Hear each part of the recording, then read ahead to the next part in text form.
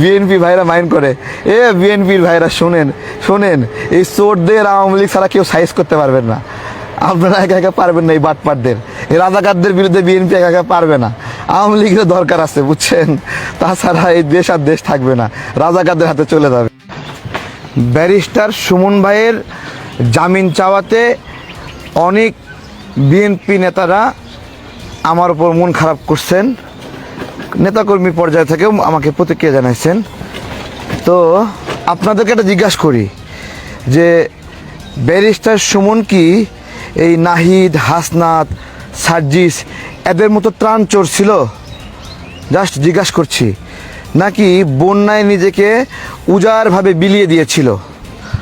অন্তত ব্যারিস্টার সুমন এদের মতো ত্রাণ চোর ছিল না।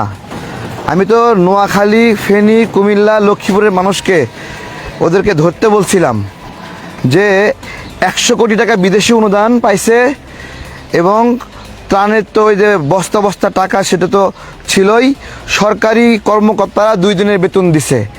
এই মিলায়ে ত্রাণের টাকাটা নোয়াখালী, কুমিল্লা, ফেনী, লক্ষ্মীপুর এই এলাকার মানুষ সেই টাকার কোনো পরিমাণ ভাগ পাইছে কিনা? ডক্টর ইউনূস এই বাংলাদেশে বহুত বড় ব্যবসা করছে, মানুষের, গরিব মানুষের টাকা দিয়া, গরিব মানুষের টাকা মাইরা বহুত বড় ব্যবসা করছে। কোনো দিন কোনো ঘূর্ণিঝড়, দুর্যোগ, বন্যা, কোনো বিপদে এই দেশের কোনো কাজে কোনো দিন লাগছে কেউ যদি দেখাতে পারে তাহলে আমি রাজনীতি ছেড়ে দেব। আজকে কথা বলছি, এই ত্রাণচোররা একের পর এক বিনা ভোটে নির্বাচিত হওয়ার জন্য বিভিন্ন ধরনের ষড়যন্ত্র করছে এবং ডক্টর ইউনূসের ক্ষমতা ব্যবহার করছে, আদালতের ক্ষমতা ব্যবহার করছে, যেইভাবে ইচ্ছা সেইভাবে রায় বের করছে। দেখুন, জামাতি ব্যারিস্টার বিরিখোর শাহরিয়ার বলছিল যে তার 5টা জামাতের প্রার্থী যারা বিদেশি নাগরিকত্ব গ্রহণ করেছিল তারা বৈধ প্রার্থী হিসেবে মনোনীত হয়েছে।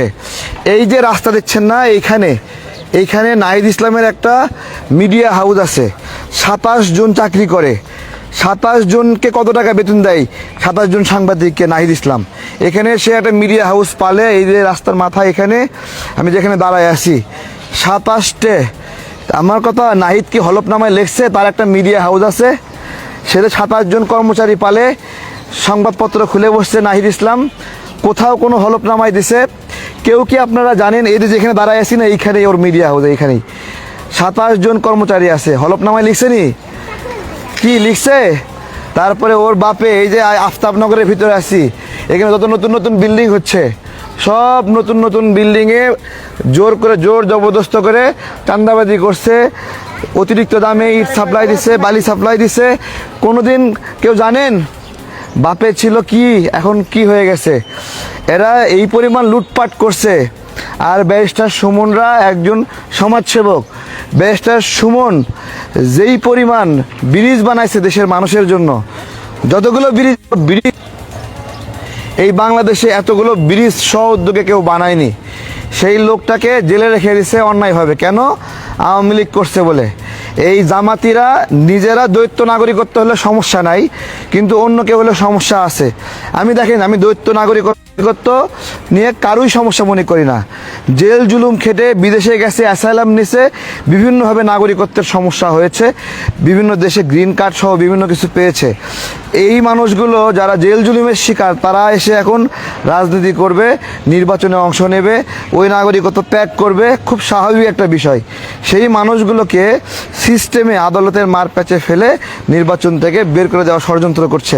আপনাদেরকে একটা প্রশ্ন করি যে আইন বিএনপির জন্য যে রকম হবে, আইন জামাতের জন্য একই রকম হবে কিনা বলেন? নাকি জামাতিদের মাথায় 3 তালা বুদ্ধি, এই জন্য জামাতির জন্য আলাদা আইন হবে? যে জামাতির মাথায় 3 তালা বুদ্ধি, এই জন্য তাদের দ্বৈত নাগরিকত্ব বৈধ, আর বিএনপির মাথায় বুদ্ধি নাই, এই জন্য তাদের দ্বৈত নাগরিকত্ব। মহাজন ক্ষমতায় বসে আছে, আমেরিকার পারপাস সাফ করছে, এদের বন্দর দিচ্ছে, এইরকম বিদেশিদের স্বার্থে কাজ করছে। আমরা বারবার বলছি, বন্দর ব্যবস্থাপনা এইটা বাংলাদেশের নিরাপত্তার জায়গা। বাংলাদেশ কোন দেশ থেকে কী আমদানি করবে, তার প্রয়োজনে নিরাপত্তা উপকরণ আমদানি করবে, অস্ত্র আমদানি করবে, এটা যদি বিদেশিদের হাতে থাকে তাহলে বাংলাদেশের জাতীয় সার্বভৌমত্বের জন্য অনিরাপদ। এই ছোট্ট একটা বিষয় এদেশের মানুষকে আমরা বুঝিয়েছি, বলেছি, আস্তে আস্তে মোড় ঘুরে যাচ্ছে।